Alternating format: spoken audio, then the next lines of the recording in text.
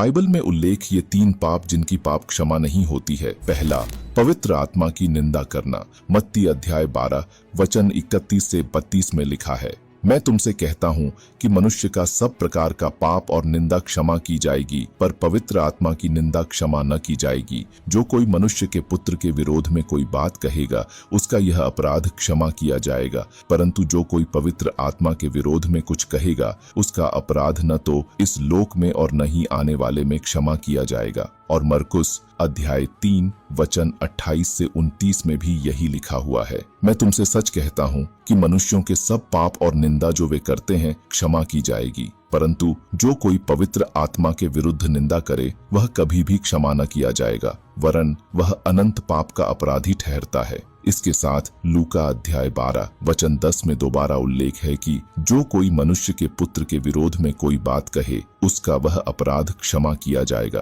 परंतु जो पवित्र आत्मा की निंदा करे उसका अपराध क्षमा नहीं किया जाएगा। दूसरा, धर्म को जानबूझकर त्यागना और पूरी तरह से दूर हो जाना भी एक बड़ी पाप है, जैसे कि इब्रानियों अध्याय 6 वचन 4 से 6 में लिखा हुआ है, जिन्होंने एक बार ज्योति पाई है और जो स्वर्गीय वरदान का स्वाद छक चुके हैं और पवित्र आत्मा के भागी हो गए हैं और परमेश्वर के उत्तम वचन का और आने वाले युग की सामर्थ्य का स्वाद छक चुके हैं, यदि वे विश्वास से दूर हो जाएं, तो उसके बाद पश्चाताप की ओर लौटना लगभग असंभव है, क्योंकि यह यीशु मसीह को फिर से क्रूस पर चढ़ाने के बराबर है। और दूसरा पत्रस अध्याय 2 वचन 20 से 21 में भी यही लिखा हुआ है, जब वे प्रभु और उद्धारकर्ता यीशु मसीह की पहचान के द्वारा संसार की नाना प्रकार की अशुद्धता से बच निकले और फिर उनमें फंस कर रह गए, तो उनके लिए पिछली दशा पहली से भी बुरी होगी। इन उल्लेखों के अनुसार पूरी तरह से ईश्वर से दूर हो जाना और ईश्वर को नकार देना एक बड़ी पाप है। तीसरा, परमेश्वर के नाम की निंदा करना एक गंभीर पाप है,